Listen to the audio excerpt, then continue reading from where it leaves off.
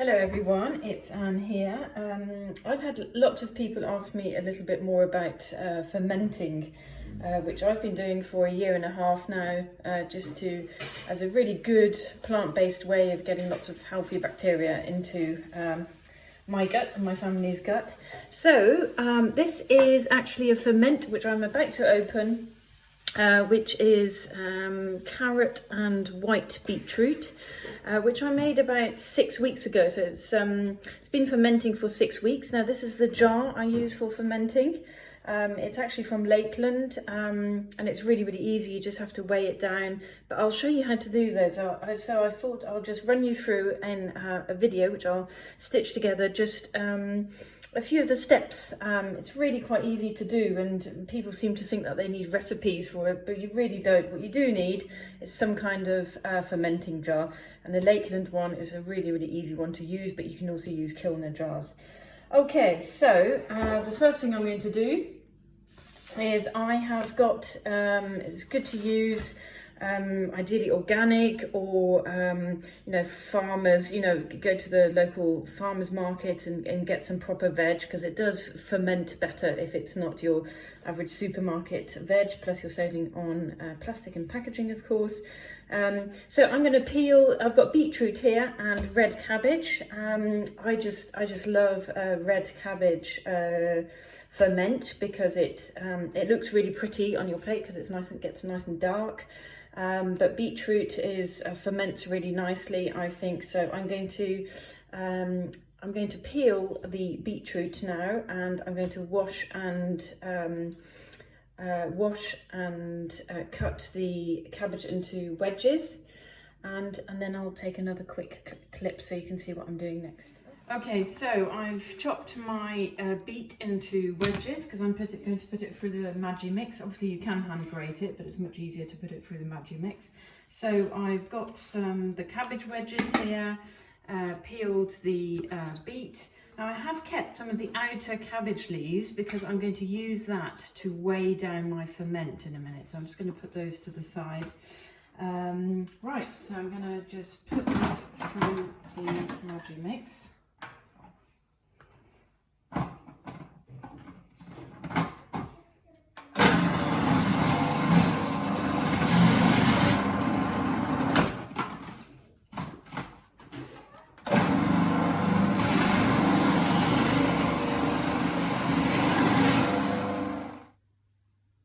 Right, so I've got everything in here nice and grated. So now I'm going to get some salt. This is, I can't remember what type of salt it is, but it's nice to get good quality salt. And I'm putting about, I'd say, a tablespoon in there for a bowl, around about that much. I've then got, I can't remember what these are called, I think it's black sesame seeds. I'm going to put some of those on because they look pretty, and I've used them before. So this is where it's, I think, quite okay to be quite creative. Cumin works well, coriander, turmeric works well, fresh turmeric that is, or organic turmeric.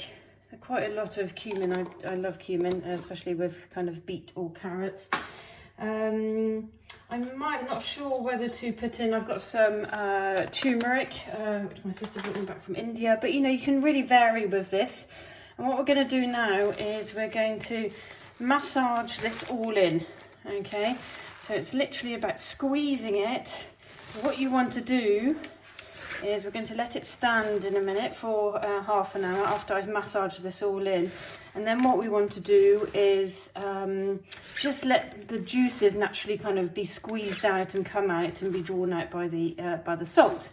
That's quite an important process, because our aim is to cover the veg all in its own juices. Okay, so this is quite an important process where you're just literally massaging it in, and then we're going to let it stand. Right, so this has now been sitting here for, come a bit closer, this has now been sitting here for half an hour, actually more, 40 minutes, as I did my exercise and had a shower. And you can see I'm now really bashing the juice out. Can you see how the juice is really, really coming out. Now I am using, it's just a simple rolling pin, but with everything with fermenting, make sure your hands are always washed. This I've just washed as well. Usually I would sterilize the glass jars. In this case, I showed you my last ferment earlier, which was in there, which I've just decanted. If you just swing over to there, just to show the decanted stuff. So that's now in there. You can see I'm not actually rinsing this out from my last 6-week-old ferment, because it's actually not a bad idea to have some of those healthy bacteria still in there to go into my next ferment.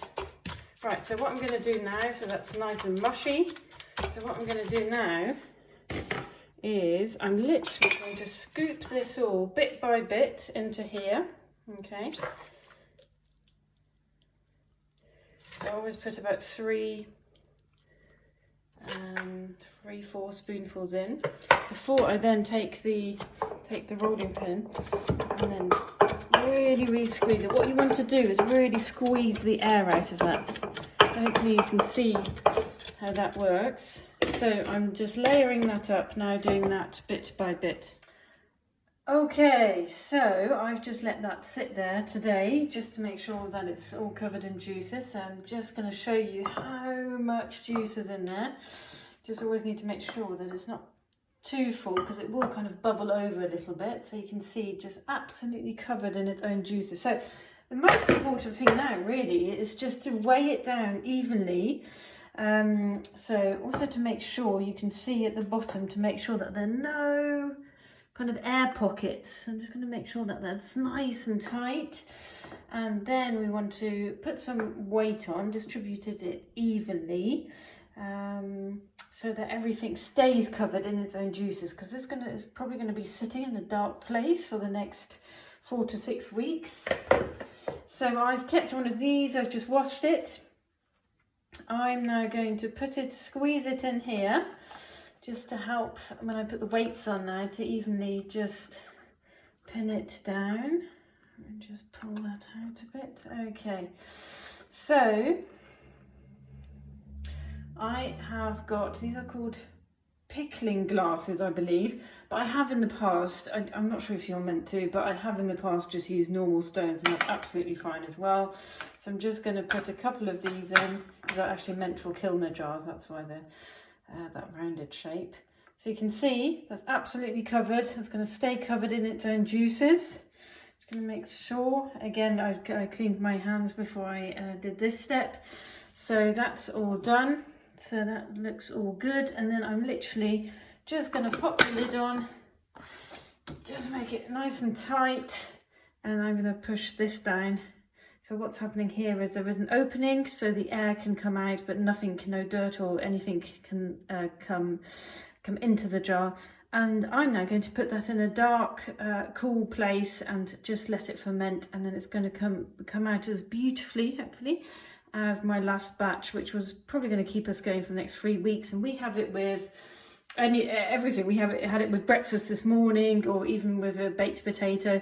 So great gut bacteria, and hopefully that's inspired you to just get cracking and get going with fermenting. Have fun. Bye.